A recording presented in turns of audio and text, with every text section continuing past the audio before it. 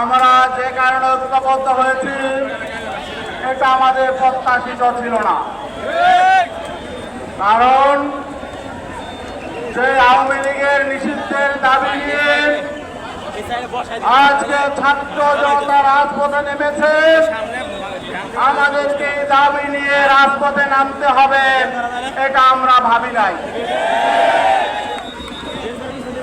আজকে যে অন্তর্বর্তীকালীন সরকার রয়েছে, আমরা মনে করি এদের দায়িত্ব আওয়ামী লীগকে নিষিদ্ধ করা না, কারণ 5ই আগস্টে বাংলাদেশের মানুষ আওয়ামী লীগকে নিষিদ্ধ করে দিয়েছে। এখন তাদের দায়িত্ব হলো গেজেট প্রকাশ করা। আমরা আশা করতে চাই, আমরা ভেবেছিলাম 8ই আগস্ট এই গভর্নমেন্ট ক্ষমতা গ্রহণ করেছে, তাদের প্রধান কাজ ছিল তারা যদি সত্যিকার অর্থে জুলাই বিপ্লবের চেতনা ধারণ করতেন, তাহলে তারা প্রথমেই সেই ফ্যাসিবাদী শক্তি গণহত্যা চালিয়েছেন, আমাদের ভাইদেরকে হত্যা করেছেন, আমাদের বোনদেরকে লাঞ্ছিত করেছেন, গোটা বাংলাদেশকে যারা কয়েকখানায় পরিণত করেছে, তাদের প্রথম এবং প্রধান কাজ ছিল তাদেরকে নিষিদ্ধ করা।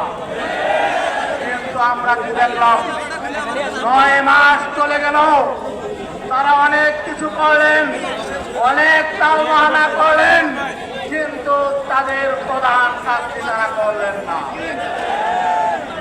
এখন বাধ্য হয়ে আমাদেরকে রাস্তায় নামতে হবে। আমরা কেন বারবার আন্দোলন করব? এখন আমরা কাদের বিরুদ্ধে আন্দোলন করব? এই সরকার তো আমাদের, এই সরকার থেকে তো আমরা সহযোগিতা করতে চাই, তাহলে এই সরকার জনগণের রায় কেন বাস্তবায়ন করছে না?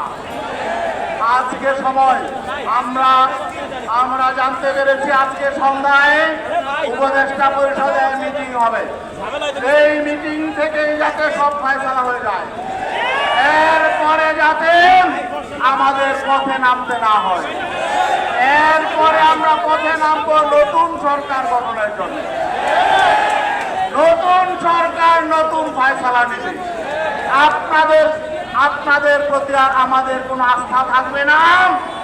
সেই সমর্থনের ভিত্তিতে আপনারা ক্ষমতায় আছেন, আপনাদের সমর্থন আমরা প্রত্যাহার করে নেব।